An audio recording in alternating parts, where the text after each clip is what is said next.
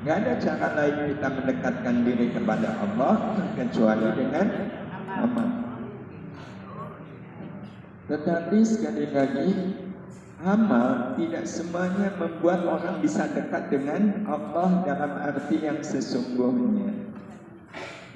Amal yang bisa membuat manusia dekat dengan Allah hanyalah amal yang dilakukan dengan sepenuh jiwa.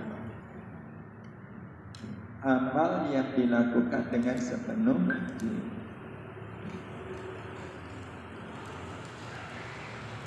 Jadi kalau ada orang yang beramal tidak sepenuh jiwa,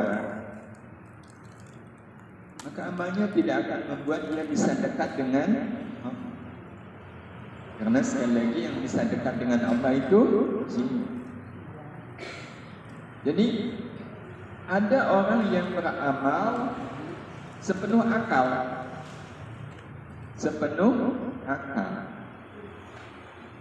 Maka amal dia itu akan membuat dia dekat dengan Allah. Yang dekat apanya, Ibu? Akal. Karena itu memang pada akhirnya kita langsung ke pokok masalah. Kita harus mengenali, Ibu, apakah saya beramal ini atas maunya jiwa, atas maunya hati, atau atas maunya akal, atau jangan-jangan ada satu lagi, atas maunya nafsu. Jadi siapapun orangnya, apapun amalnya, itu bisa 4 kemungkinan ini. Bisa 4 kemungkinan. Ada orang yang beramal karena nafsunya, ada yang beramal karena akalnya, karena hatinya, atau karena jiwa. Nah, kalau pengen amal ini membuat kita dekat dengan Allah, pilihannya cuma satu. Beramallah karena jiwa. Beramallah dengan sepenuh jiwa. Pilihannya cuma satu ini. Berarti kalau orang beramal hanya karena hati, akal atau nafsu, percuma. Bisa jadi iya, Ibu. Bisa jadi iya. Iyanya apa? Karena memang sekali lagi tujuan dari kita beramal adalah biar kita dekat dengan Allah.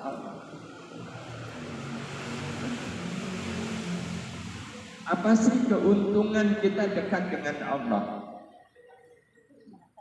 Apa keuntungannya, Ibu?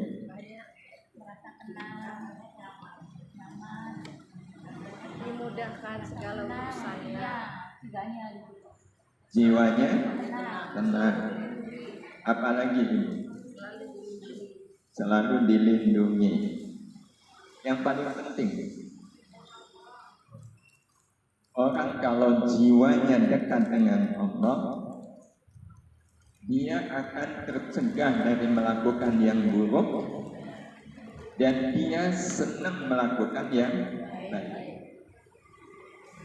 Itu hal yang paling penting dari jiwa kita dekat dengan Allah. Jadi orang kalau jiwanya dekat dengan Allah, mau berbuat buruk itu gak berani. Mau berbuat buruk itu gak berani. Betul-betul gak berani. Kenapa? Karena semua yang buruk itu tidak disukai oleh Allah. Itu yang membuat orang yang jiwanya dekat dengan Allah betul-betul gak berani melakukan yang buruk itu, gak berani. Rasanya orang berani gak itu? Betul-betul gak berani kalau orang jiwanya dekat dengan Allah. Nah sekarang kalau kita lihat, banyak gak orang yang rajin sholat tapi masih rajin rasanya orang?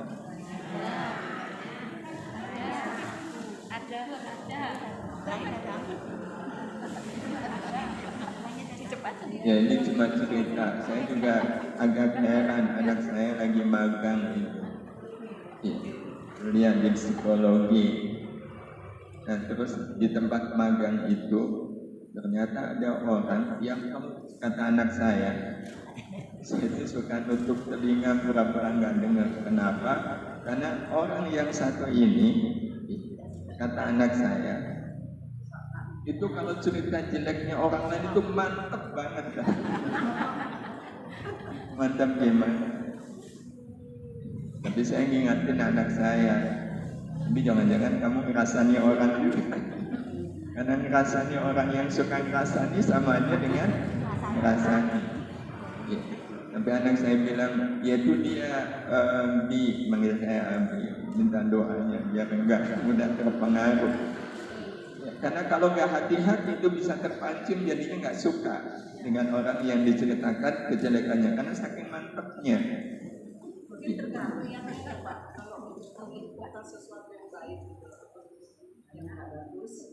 Tergantung jiwanya. Jadi kalau jiwa kita dekat dengan Allah, jiwa kita dekat dengan Allah, dengar orang cerita jelek orang lain, nggak suka. Nggak suka. Ya, jadi dia kelihatan wajahnya nggak suka. Ya, karena cerita jelek orang lain itu kan sama dengan makan daging saudaranya yang telah meninggal. Tapi kan ini masih menjadi problem gitu. Jadi banyak amal tapi masih bisa melakukan perbuatan buruk. Dan jangan-jangan selama ini kita beramal belum sepenuh jiwa.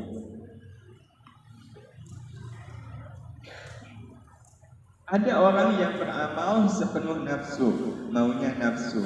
Itu siapa? Mereka yang beramal baik itu. Iya, beramal baik, tapi dasarnya nafsu. Itu mungkin. Jadi mereka yang beramal tetapi orientasinya adalah kesenangan dunia. Jadi pengen dapat kesenangan dari amal baiknya. Contoh, saya beramal baik biar dipuji orang.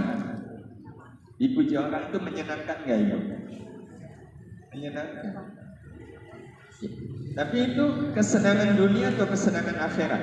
Iya. Jadi kalau ada orang yang beramal karena memang pengen dipuji oleh orang lain, senang kalau dapat pujian, berarti dia beramal dasarnya nafsu. Apapun amalnya, kalau dasarnya hanya pengen senang-senang, itu berarti dia beramal karena nafsu.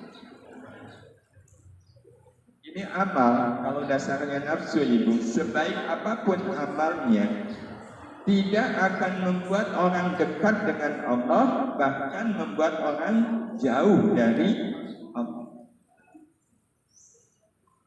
Rajin sholat duha, ya biar dipuji sebagai ahli sholat duha. Itu sholat duhanya tidak membuat dia dekat dengan Allah, tapi membuat dia jauh dari Allah. Sholat duhanya tidak menjadi amal kebaikan, bahkan menjadi amal keburukan. Karena itu apapun alasannya, kalau itu nafsu harus bijak. Nah yang kedua, beramal karena akal. Nah kalau akal itu biasanya karena keuntungan dunia yang diingin. Jadi karena memang ada keuntungan dunia yang bisa dia peroleh dari amal baik yang dilakukan. Jadi semisal ada orang berbuat baik ke tetangga, ketika ditanya, Bu, kenapa baik sama tetangga? Ya biar tetangga juga baik sama saya. Berarti dasar dari dia berbuat baik ke tetangga itu akal. Karena saya nanti bisa mendapatkan keuntungan dari saya berbuat baik ke tetangga. Nanti kalau saya susah juga tetangga akan menolong saya. Sebenarnya kalau ada orang beramal seperti ini salah nggak Ibu? Enggak salah. Tapi ya dia hanya dapat keuntungan dunia yang memang diinginkan. Itu kalau ada keuntungan dunianya. Makanya orang-orang yang beramal karena akalnya, berbuat baik ke tetangga agar tetangga baik. Kalau ternyata tetangganya nggak baik, Kita jadi tidak kecewa. Itu yang kecewa apanya kita? Akal. Gimana sih tetangga saya udah baik sama dia, kok dia nggak baik sama saya? Logis nggak kalau kecewa Ibu, kebaikan kita nggak dibalas dengan kebaikan? Logis menurut akal. Logis menurut akal. Ya udah, dia cuma dapat itu. Pahala Allahu a'lam. Jadi jangankan dekat dengan Allah, pahala juga belum tentu. Karena pahala yang sesungguhnya itu adalah kita merasa dekat dengan Allah. Itu pahala yang nyata. Jadi kalau ditanya apa sih pahalanya sholat duha, yang dekat dengan Allah. Apa sih pahalanya sedekah, yang dekat dengan Allah. Ibu, ada nggak orang yang sholat duha yang rezekinya banyak? Ada? Boleh nggak Ibu? Boleh. Tapi berarti dia sholat duha itu dasarnya adalah akal. Ya. Dasarnya adalah akal. Lumayan sholat duha 2 rakaat dapat rezeki. Ada ibu-ibu pengajian, pas datang ke pengajian, lihat temennya datang pakai motor baru. Dia bisa beli motor baru. Rupanya ada yang lihat, kalau ibu seperti senang lihat motor itu. Terus beliau bilang, Bu, pengen ya motor ibunya, pengen lah. Bacain sholawat saja. Ibu baca sholawat 100 kali sehari, ibu nanti dapat itu motor. Yang benar, iya. Saya dapat ini dari Ustaz. Ustaz siapa? Pokoknya siapa yang dalam 1 hari baca sholawat 100 kali, nanti akan mendapatkan rezeki yang diinginkan. Oh gitu ya Bu? Ya, maka sejak saat itu dia tiap hari baca sholawat 100 kali. Biar apa Ibu? Biar bisa beli. Berarti yang membuat dia mau baca sholawat itu akalnya tertarik. Tertariknya karena mendapatkan keuntungan dalam wujud motor. Motor itu adalah bagian dari dunia. Gak salah, tapi berarti amal dia membuat dia dekat dengan Allah atau dekat dengan motor? Dengan motor. Makanya waktu baca sholawat, yang ada di kepalanya Allah atau motor? Gak salah, tetapi sholawat dia tidak membuat dia dekat dengan Allah. Nah yang ketiga beramal hati. Nah kalau beramal karena hati adalah orang yang beramal dasarnya adalah suka atau tidak suka. Karena memang hati itu kan kadang suka, kadang nggak suka. Jadi orang yang beramal dasarnya suka atau tidak suka, berarti dasar amalnya adalah hati. Ibu kalau kedatangan tamu yang ibu suka kepada tamu itu, ibu akan menemui tamu itu dengan sepenuh hati. Tapi kalau tamunya ibu gak suka, ibu menemuinya dengan gak cuma separuh hati, ya seperempat hati. Iya. Dan berarti beramal karena hati itu juga tidak cukup. Ya, tidak cukup. Berarti kalau begitu tidak ada pilihan, ibu. Bagaimana kita beramal dengan sepenuh jiwa. Inilah satu-satunya pilihan bagi beramal dengan sepenuh jiwa. Jadi pilihannya cuma satu. Apapun amal kita, kita lakukan dengan sepenuh jiwa.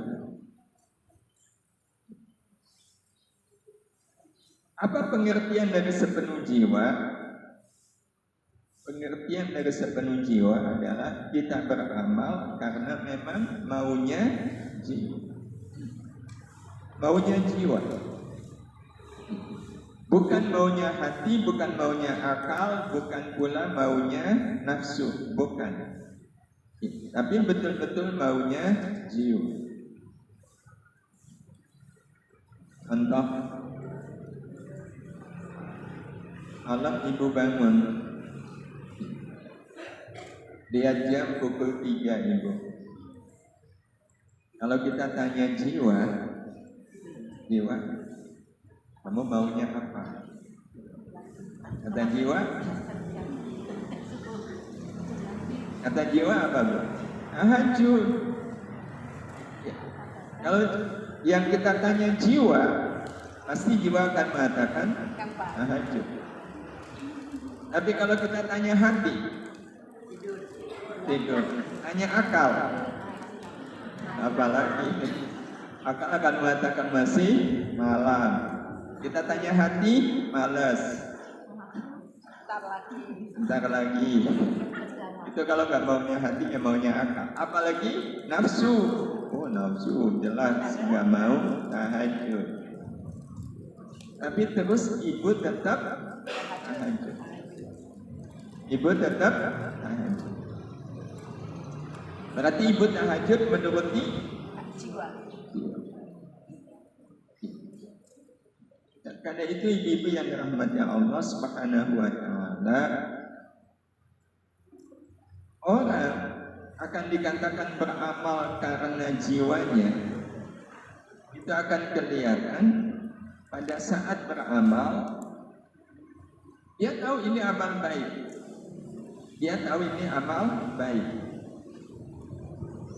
tapi dia nggak mau melakukannya. Sebenarnya nggak mau melakukannya. Padahal amal baik. Walaupun kita nggak mau melakukannya, tapi kemudian kita melakukannya, itu tanda berarti kita beramalnya sepenuh jiwa.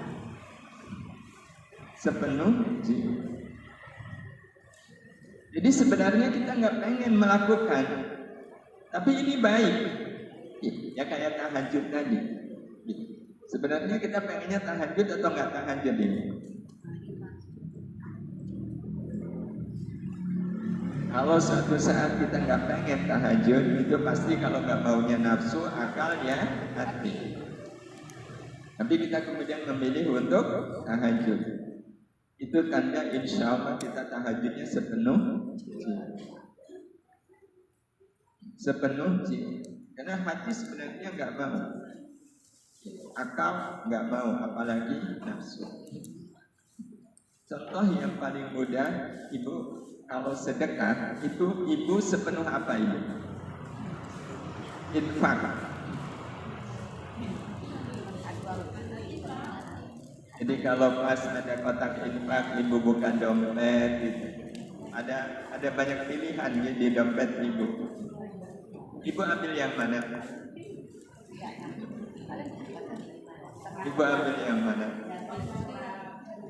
Yang coklat. Itu ibu memutuskan ngambil yang coklat. Itu maunya nafsu, maunya akal, maunya hati, atau maunya jiwa? Angkanya apa kayaknya? Maunya siapa ibu? Itu tergantung Bu.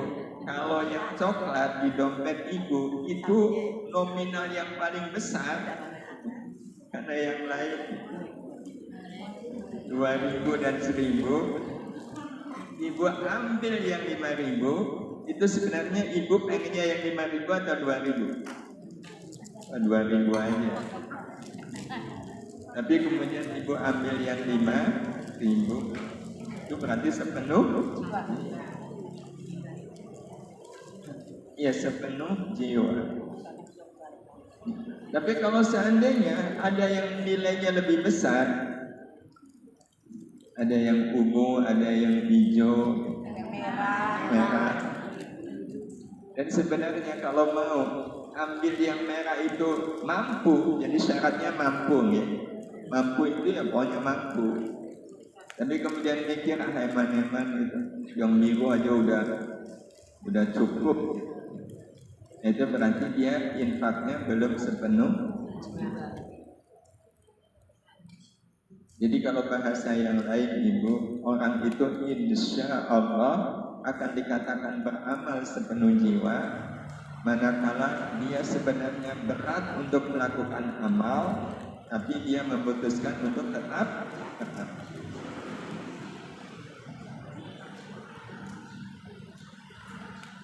Jadi berat untuk melakukan amal, tapi tetap karena tahu ini amal baik, tetap melakukannya. Itu berarti itu melakukannya dengan sepenuh jiwa. Memaafkan itu amal yang ringan atau berat? Berat. Beratnya gimana? Nafsu jelas. Akal nimbang-nimbang kan? Enak aja orang dia berbuat salah, masa saya memaafkan? Hati berat nggak memaafkan? Berat. Berarti yang membuat kita nggak mau memaafkan itu adalah nafsu, akal, dan hati. Kalau jiwa maunya memaafkan. Maka walaupun berat, tapi kita tetap memaafkan. Maka memaafkan itu adalah amalan jiwa. Jadi tetap melakukan walau berat. Itu berarti kita beramal dengan sepenuh jiwa. Nah, amal-amal seperti inilah ibu-ibu yang dirahmati Allah Subhanahu wa Ta'ala, yang akan membuat kita insya Allah hidup dekat dengan Allah. Hidup dekat dengan Allah. Puasa. Kalau kita tanya nafsu maunya puasa atau enggak puasa? Enggak. Akal? Enggak. Lapar. Hati? Enggak. Tapi kemudian ibu tetap memilih puasa. Maka insya Allah ibu puasa dengan sepenuh jiwa. Ibu puasa dengan sepenuh jiwa. Masalahnya, ada nggak orang yang puasa karena memang dapat saran jadi nyari dokter gitu? Ibu kalau pengen berat badan turun ya ibu harus puasa. Oh, karena saran dokter, akhirnya semangat puasa. Berarti puasanya karena maunya siapa ini? Akal. Maunya akal, ya, yang diperoleh lewat dokter. Maka kira-kira dia puasa dapat dekat dengan Allah? Enggak. Dapatnya apa? Kurus. Iya, kalau ada orang yang justru puasa malah berat badannya naik. Ada yang puasa siang, malamnya balas dendam. Jadi ibu yang dirahmati Allah Subhanahu wa Ta'ala, apapun amal kita lakukan dengan sepenuh jiwa. Jadi sepenuh jiwa itu betul-betul yang diharapkan cuma Allah. Jadi tidak ada pertimbangan apapun dari amal kita, kecuali pertimbangannya cuma satu, karena Allah suka. Nah itu berarti kita melakukannya karena jiwa. Betul-betul karena maunya jiwa. Maunya jiwa. Ibu-ibu yang dirahmati Allah Subhanahu wa Ta'ala. Terus apa pengaruh kalau orang beramal sepenuh jiwa? Jiwa itu kan adanya di dalam raga.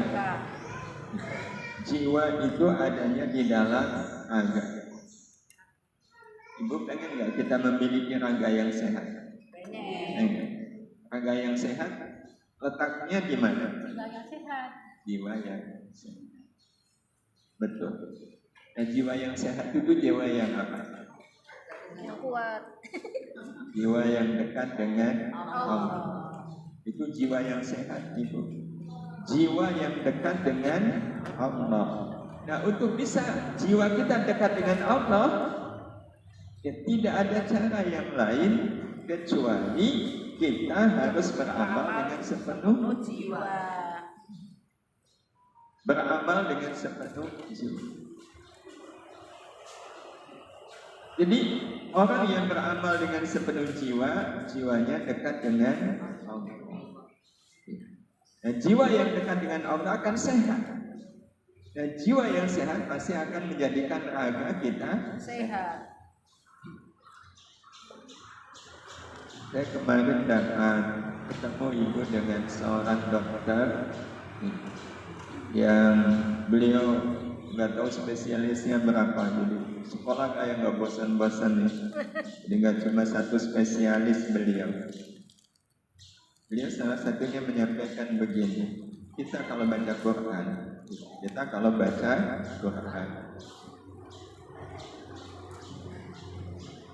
bacaan Quran kita itu, kata beliau, karena beliau dokter, ada penelitiannya.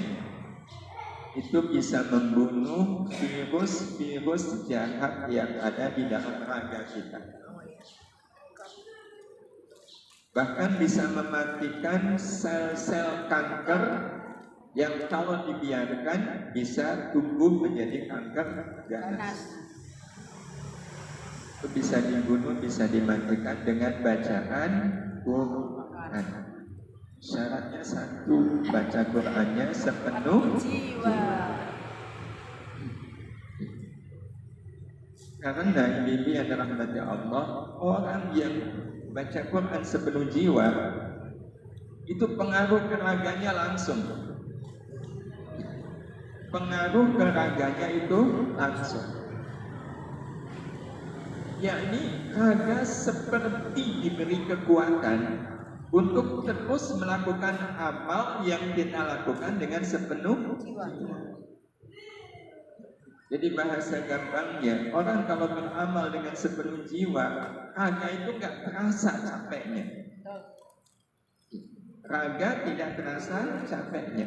Nah, yang membuat raga tidak terasa capeknya, karena orang kalau beramal betul-betul sepenuh jiwa, dasaripun betul-betul panggilan jiwa. Siapapun orangnya, apapun yang diamalkannya, itu akan merasakan nikmatnya amal. Merasakan nikmatnya amal. Nah, kalau orang sudah merasakan nikmatnya amal, itu raga rasanya ringan atau berat? Contoh paling mudah, ibu duduk ngobrol dengan orang yang ibu sangat senang sekali ngobrol sama beliau. Ngobrol, semuanya ngobrol. Itu sejam 2 jam terasa nggak ya? Kenapa enggak? Senang. Raganya ya ikut senang. Tidak terasa capek. Karena senang. Hukum yang sama berlaku untuk orang yang melakukan amal kebaikan. Apapun amal kebaikannya, dasarnya adalah sepenuh jiwa. Dasarnya sepenuh jiwa. Ini contoh misalnya, ibu baca Quran sepenuh jiwa. Yakin ibu akan merasakan nikmatnya baca Quran. Sehingga orang kalau baca Quran betul-betul sepenuh jiwa, kapan dia akan menutup Quran? Kapan itu? Ketika diingatkan suami, Bu, sudah baca Quran. Sudah gimana tuh, Bu? Iya, Pak. Itu sudah hampir, ini sudah jam 10:03 nih. Bapak kan baca Quran dari, atau ibu kan baca Quran dari jam 6 pagi. Sekarang sudah jam 10 lebih. Sudah dulu baca Quran. Ibu kan akan memandang suami sambil lihat jam. Allah, itu paling jamnya salah. Salah itu Pak jamnya. Oh, itu jam benar. Ini kalau nggak percaya nih di HP, dilihat di HP-nya.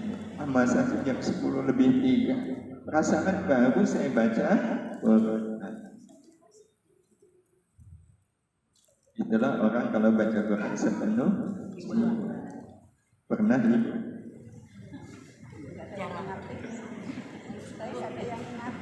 Yang banyak hitungnya. Yang sering apa ibu? Hitungin yang belum dibaca. Betul. Ya kurang-kurang. Iya. Menghitung halaman sisa ya. Ya Allah, masih 3 halaman, kapan selesainya? Berarti baca Qurannya pakai apa itu, Bu? Akal. Kalau nggak akal bisa jadi nafsu, bisa pula hati.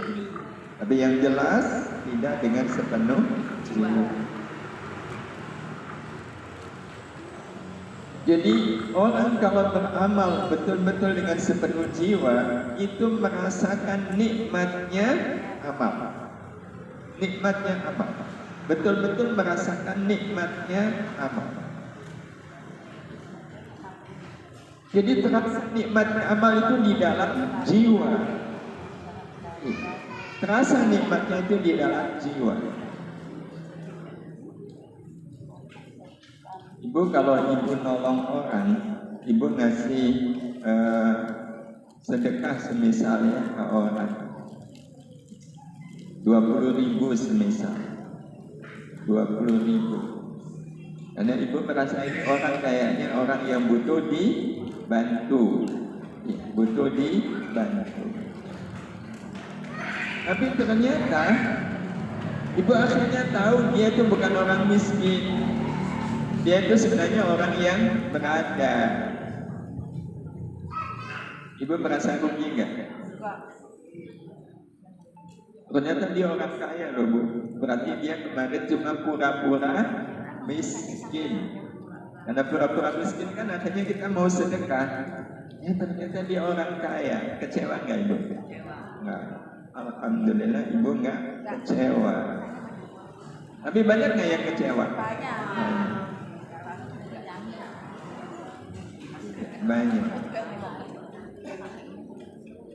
Ibu-ibu yang dirahmati Allah Subhanahu wa Ta'ala, karena kalau sepenuh jiwa melepaskan uang dengan nama sedekah, wah itu menyenangkan. Itu menyenangkan siapa? Jiwa. Karena ibu-ibu yang dirahmati Allah, aslinya kalau ibu pegang uang banyak, terus ibu tanya jiwa senang nggak ibu pegang uang banyak? Itu yang senang jiwa ibu atau hati ibu? Hati. Itu hati, bukan jiwa. Iya, atau nafsu atau akal. Kadang ketiganya itu kayak setali 3 uang. Yakin yang senang itu bukan jiwa. Karena kalau jiwa, sepanjang uangnya masih dipegang, belum dilepas, itu bagi jiwa beban. Gelisah. Beban apa? Uang itu besok akan dihisab nggak Ibu? Bisa. Ya. akan dihisab kan? Nah, kelak yang nanti akan menerima hisab itu hati, akal, nafsu atau jiwa? Jiwa. Iya, jiwa. Jadi yang akan menerima hisab itu adalah jiwa. Jiwa yang kelak nanti akan ditanya, ini uang dari mana? Untuk apa? Jadi kalau uangnya masih digenggam, itu jiwa nggak tenang. Tapi kalau uangnya sudah dilepas, tapi dilepasnya untuk kebaikan, Ibu. Dilepasnya untuk kebaikan. Maka ini masih menjadi beban bagi jiwa nggak, Ibu? Enggak. Jiwa nggak lagi terbebani oleh uang itu. Bebas. Betul, Ibu? Iya. Bu, kalau Ibu baru beli motor, itu aslinya jiwa senang atau terbebani? Ibu punya motor bagus, Ibu senang nggak? Senang. Yang senang apanya, Ibu? Hati. Kalau enggak ya akal, bahkan nafsu. Jiwa aslinya terbebani kan? Terbebani. Karena motor itu pasti nanti akan dihisab. Iya, dihisab itu motor. Untuk apa gitu? Iya. Ya kalau untuk pengajian. Iya. Tapi mungkin nggak untuk yang lain. Mungkin. Nah sekarang kalau seandainya baru beli motor Bu, kemarin sore, hari ini dipakai pengajian, hilang. Ayo Ibu, motornya hilang. Susah nggak? Yang susah apanya kita? Jiwa? Alhamdulillah. Jiwa merasa merdeka, gak lagi terbebani. Betul Ibu? Betul? Jadi ketika lihat di parkiran motor gak ada, Ibu bilang apa? Alhamdulillah. Alhamdulillah. Itu kalau Ibu bisa bilang Alhamdulillah, itu Ibu mengucapkannya dengan sepenuh jiwa.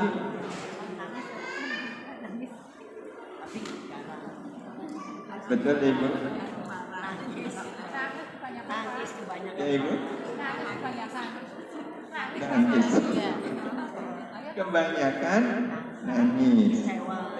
Berarti selama ini kita hidup atas maunya hati, akal, nafsu atau jiwa?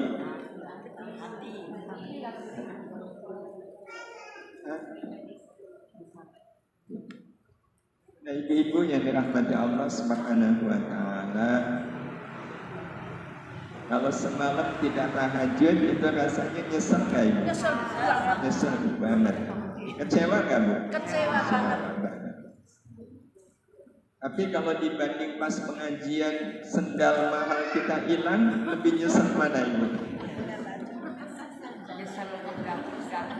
Semalam tidak tahajud, kita kecewa, kita menyesal. Sampai kapan kita kecewa menyesal semalam tidak tahajud? Sampai jam 9 pagi sudah hilang kecewanya. Tapi kalau pengajian sendal hilang, kecewanya sampai kapan?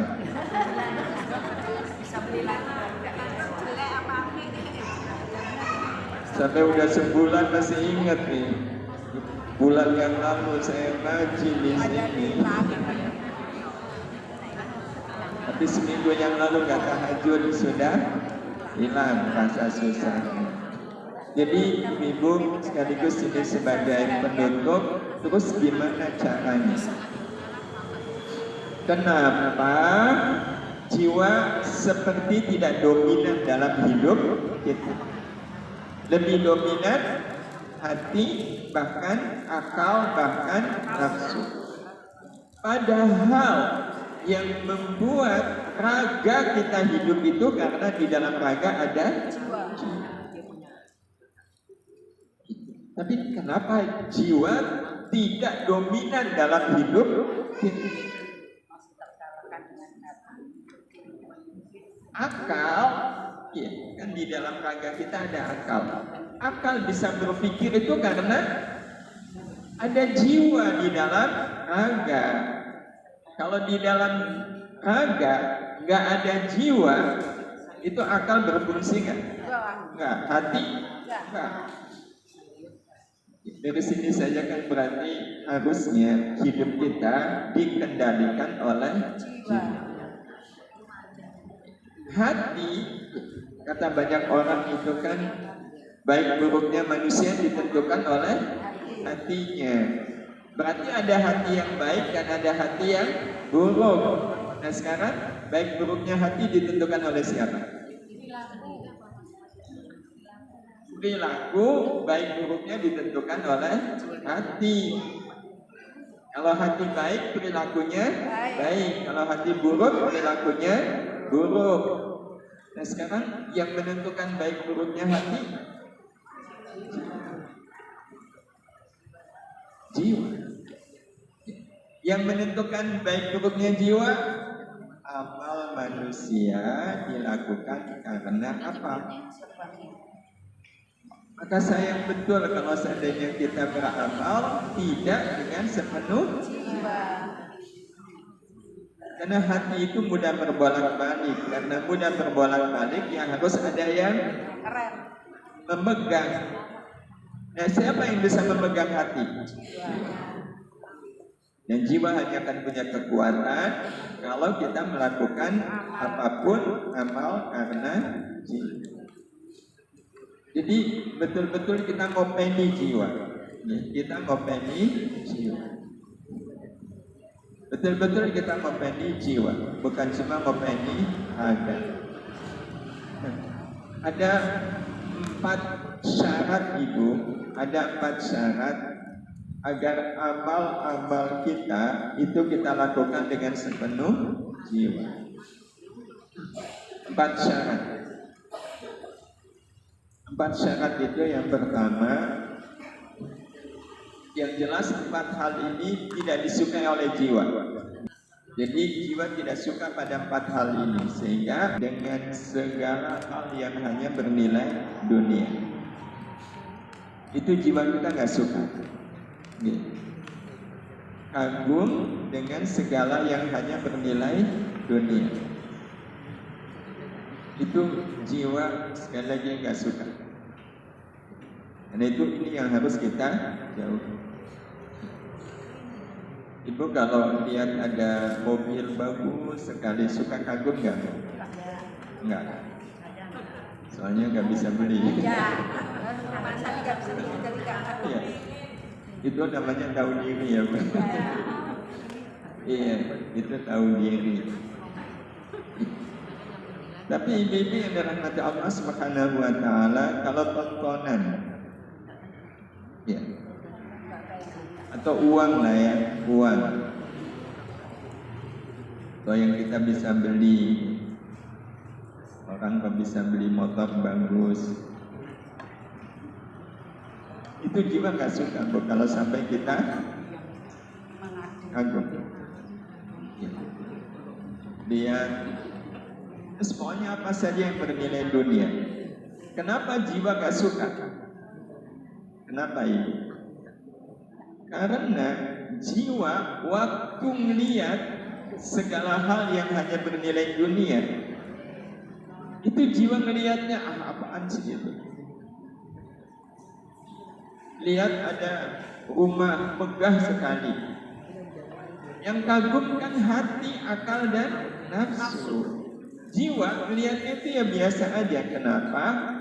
Bukankah jiwa kita pernah hidup di alam akhirat, hidup di surga?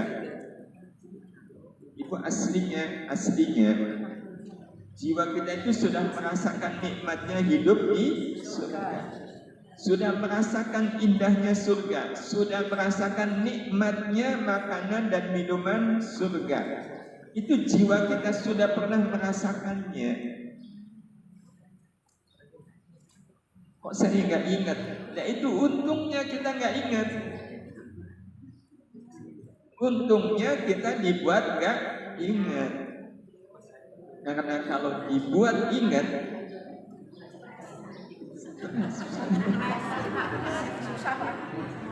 kalau kita dibuat ingat dulu di surga makan makanan enak, gak usah repot-repot. Pas di dunia, ibu ngelihat tiwul, getuk, itu tertarik gak? Ya, makanya oleh Allah dibuat lupa. Ya. Tapi kesan itu sebenarnya masih ada. Kesan dalam bentuk apa ibu? Dalam bentuk melihat dunia, apaan sih dunia? Dunia itu kalau dalam pandangan jiwa tidak ada harganya. Jadi kalau sampai ada orang yang silau oleh temilaunya dunia, itu sebenarnya aneh. Lihat rumput tetangga lebih hijau. Ya. Itu jiwa kita itu geleng-geleng kepala. Kok bisa cuma kayak begitu. Nah ini yang pertama ibu. Yang kedua, jiwa itu tidak suka kalau kita ta'zim kepada selain Allah. Jiwa kita nggak suka kalau sampai kita ta'zim kepada selain Allah. Contoh semisal kita ta'zim kepada orang karena jabatannya, Jadi kalau kita menghormati orang hanya karena jabatannya, itu sebenarnya bertolak belakang dengan maunya jiwa. Ya, bertolak belakang dengan maunya jiwa. Jadi kalau seandainya ada orang yang menghormati orang lain karena jabatannya, karena kekayaannya, itu sama dengan mengabaikan jiwa. Kecuali kalau beliau orang alim, ya, atau kita menghormati orang tua. Kalau menghormati orang tua kan itu memang maunya Allah. Nah yang ketiga, jiwa juga nggak suka ibu kalau kita berkeluh kesah dengan kesusahan dunia. Berkeluh kesah dengan kesusahan dunia, itu jiwa nggak suka. Berkeluh kesah, ya. Ngeluh soal kesusahan hidup, ya. Makan cuma pakai tempe, ngeluh. Dihina orang, ngeluh. Itu jiwa nggak suka. Kenapa jiwa nggak suka? Karena kalau soal ngeluh, jiwa harusnya lebih pantas mengeluh daripada hati, akal, dan nafsu. Jiwa itu sebenarnya lebih berhak untuk mengeluh, ibu. Ya, tapi jiwa itu sebenarnya pantang untuk mengeluh. Gak ada kata mengeluh. Kenapa kita katakan jiwa lebih pantas mengeluh? Jiwa kita sebelum oleh Allah dimasukkan ke dalam raga, jiwa kita hidupnya di mana ibu? Di alam akhirat. Alam akhirat itu luas atau sempit? Sejuk atau panas? Sejuk. Terus oleh Allah, jiwa yang tadinya hidup di alam yang luas, alam yang indah, alam yang sejuk, oleh Allah dipindah, dimasukkan ke dalam raga. Betul ibu? Sementara raga kita ukurannya berapa kali berapa? Itu harusnya jiwa ngeluh kan ibu? Harusnya ngeluh kan? Tapi jiwa nggak ada pengeluh. Kalau mengeluh sama dengan curhat sama enggak? Itu hati itu. Iya. Jadi curhat, kadang curhat itu lebih karena dorongan hati. Kalau jiwa hanya ada satu, jiwa syukur. Jiwa itu hanya mengenal satu, bersyukur. Bukti jiwa bersyukur, jiwa tetap di dalam raga. Sebab kalau mau, bisa nggak jiwa ini keluar dari raga? Bisa. Tapi kan jiwa terikat dengan perintah Allah.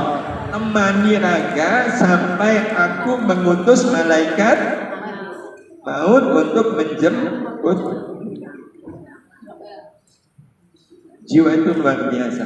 Waktu di surga, jiwa melihat ada sungai. Sungai apa itu? Sungai susu, sungai madu. Begitu di dalam raga, jiwa melihat sungai gak di dalam raga? Ada loh Bu. Sungai. Jadi jiwa harusnya lebih berhak mengeluh, sehingga jiwa itu gak seneng sama orang yang gampang mengeluh. Karena seperti apapun yang dikeluhkan oleh raga, gak seberapa bila dibanding dengan apa yang sedang dialami oleh jiwa. Jadi jangan mengeluh, karena kalau mengeluh jiwa gak suka. Nah yang terakhir Ibu, jiwa itu gak suka kalau hidup kita orientasinya cuma dunia. Jiwa tidak suka kalau hidup kita orientasinya dunia. Mau berlelah-lelah hanya karena ingin mendapatkan dunia. Itu jiwa gak suka. Mau berlelah-lelah nyari dunia sampai lupa sholat, lupa ibadah, lupa baca Quran. Capek kalau sholat terlalu lama. Tapi nggak merasa capek cari dunia, cari uang.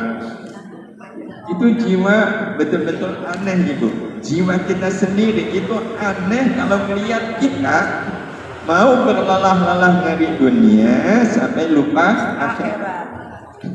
Jadi gambarannya seperti Ibu misalnya ikut pengajian pagi di satu masjid, jamaahnya itu ratusan Ibu. Dan selesai pengajian, rupanya Amir itu menyediakan sarapan. Semua dapat. Ya. Sarapannya soto hangat itu Ibu. Enak sekali. Ibu juga udah dapat itu semangkok soto. Terus Ibu mau nyari tempat buat dahar. Pas mau nyari tempat, Ibu melihat ada antrian panjang Bu. Semua yang antri itu pegang mangkok yang siap dimakan. Ibu kan penasaran, ini antrian apa gitu, panjang sekali, puluhan itu antriannya. Ketika Ibu nanya, Bu ini antrian apa? Ini antrian dapat kerupuk. Antrian untuk dapat kerupuk. Padahal kerupuk kecil itu Bu yang warnanya putih, cuma satu. Ibu melihat orang-orang yang antri itu aneh kan? Cuma pengen dapat kerupuk.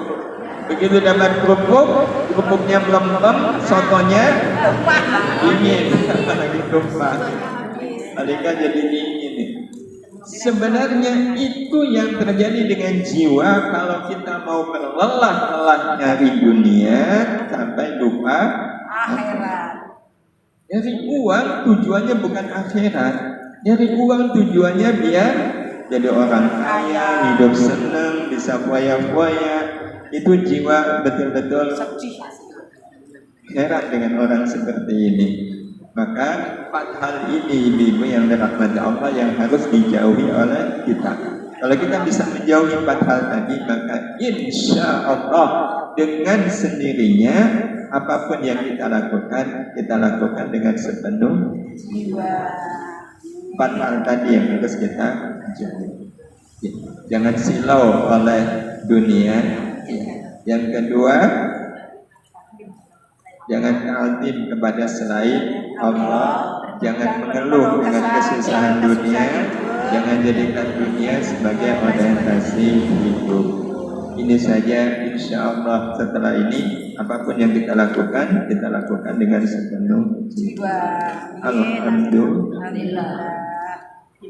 Jadi begitu Ibu, yakin saya bismillah salat malam walaupun sebelum tidur, lakukan ini karena panggilan jiwa, karena maunya jiwa. Nanti jiwa akan menjaga raga, otomatis rasa takut kepada apa dan apa itu insya Allah akan dihilangkan oleh Allah Subhanahu wa Ta'ala.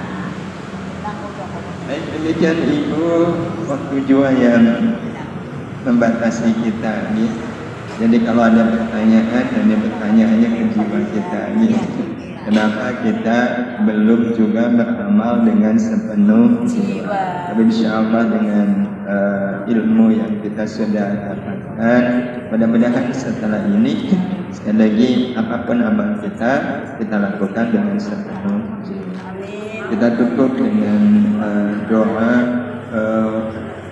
Wabil khusus saya mohon keikhlasan ibu-ibu semua mendoakan ibu saya yang saat ini sudah lebih dari seminggu, kata dokter harusnya dioperasi, tapi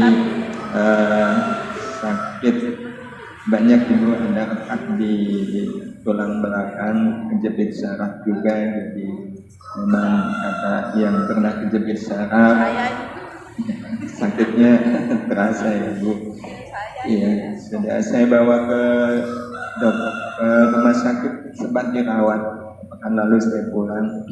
Ini saya juga harusnya tungguin ibu, tapi kata ibu udah.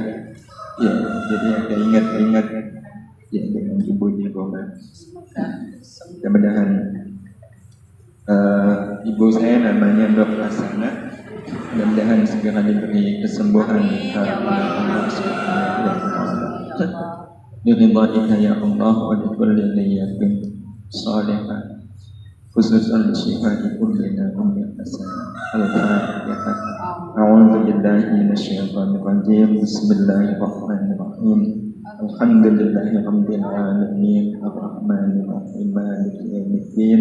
Iyyaka na'budu wa iyyaka nasta'in. Ihdinas siratal mustaqim. Siratal ladzina an'amta 'alaihim ghairil maghdubi 'alaihim. Bismillahirrahmanirrahim. Alhamdulillahirabbil alamin. Allahumma shalli ala sayyidina Muhammad wa ala alihi wa ashabihi ajma'in. Allahumma ya Allah, puluhan tahun sudah jiwa ada di dalam raga kami. Engkau Maha tahu ya Allah betapa selama ini kami banyak menyia-nyiakan jiwa kami. Kami beramal, kami berbuat tidak karena panggilan jiwa, tapi lebih karena panggilan raga. Ya Allah, Engkau pun Maha tahu betapa kadang kami melakukan sesuatu yang sangat tidak disukai oleh jiwa kami. Kami sering menyakiti jiwa kami dengan kami melakukan perbuatan dosa dan maksiat. Bukankah dosa dan maksiat sama dengan melukai jiwa kami sendiri? Ya Allah, Engkau pun Maha tahu betapa kami masih silau oleh kemilaunya dunia, yang kami tahu sebenarnya jiwa sangat tidak menyukainya. Ya Allah, ampuni atas semua kezaliman kami kepada jiwa kami. Ampuni atas semua dosa dan maksiat yang selama ini kami perbuat. Ampuni ya Allah sebanyak apapun dosa yang pernah kami lakukan. Ampuni sekelam apapun masa lalu kami. Ampuni senista apapun aib yang selama ini kami sembunyikan. Ampuni semuanya ya Allah. Jadikan saat ini betul-betul menjadi saat ampunan bagi kami. Tidak ada satupun dosa yang kami lakukan kecuali Kau mengampuninya. Dan ya Allah, izinkan setelah ini kami bisa menjalani hidup lurus di jalan yang Kau ridhai. Bimbing kami ya Allah, agar apapun yang kami lakukan dengan sepenuh jiwa kami. Kami lakukan semata-mata agar jiwa kami ini bisa dekat dengan-Mu ya Allah. Ya Allah, kami beramal untuk apa lagi kalau tidak untuk membuat jiwa kami ini dekat dengan Allah. Bukankah ya Allah, dalam hidup kami tidak ada yang lebih berharga kecuali dekat dengan-Mu. Karena itu jadikan apapun amal-amal kami membuat kami semakin dekat dengan-Mu ya Allah, membuat kami semakin mencintai-Mu, membuat kami semakin merindukan-Mu. Ya Allah, apalah artinya hidup kalau tidak dekat dengan-Mu? Ya Allah, kami ingin hidup ini semakin hari semakin membuat kami dekat dengan-Mu ya Allah, agar pada saatnya ajal datang menjemput kami dalam keadaan kami sedang berada di puncak kedekatan kami dengan-Mu ya Allah. Kami lepas ajal kami ini dengan kemuliaan husnul khatimah. Allahumma inna nas'aluka husnul khatimah wa na'udzubika min su'il khatimah. Allahumma ya Allah, lapangkan saudara-saudara kami yang saat ini sedang berada dalam kesempitan. Mudahkan yang sedang dililit kesulitan ya Allah. Ya Allah, bahagiakan yang sedang dirundung kemalangan. Dan ya Allah, kami mohon kepadamu, ya Allah, sembuhkan siapapun yang saat ini sedang dalam keadaan sakit ya Syafi. Sembuhkan ya Allah, khususnya ibunda kami, Ibu Hasanah ya Allah. Sembuhkan beliau dari sakitnya. Cabut rasa sakit dari dirinya ya Allah. Sembuhkan beliau, sembuhkan beliau. Siapa lagi yang bisa menyembuhkan beliau kalau bukan Engkau ya Syafi, ya Syafi, ya Syafi. Anta Syafi, Anta Syafi, Anta Syafi. La shifaa illa shifauka, shifaan la yughadiru saqama. Pulihkan beliau sebagaimana sedia kala ya Allah. Kami masih membutuhkan beliau ya Rahman, membutuhkan bimbingan beliau ya Karim. Engkaulah satu-satunya yang bisa menyembuhkan beliau dari sakitnya. Bi rahmatika ya arhamar rahimin. Rabbana la tuzigh qulubana ba'da idh hadaytana wa hab lana min ladunka rahmah innaka antal wahhab. Utuhkan kebersamaan kami hidup di duniamu saat ini mulia.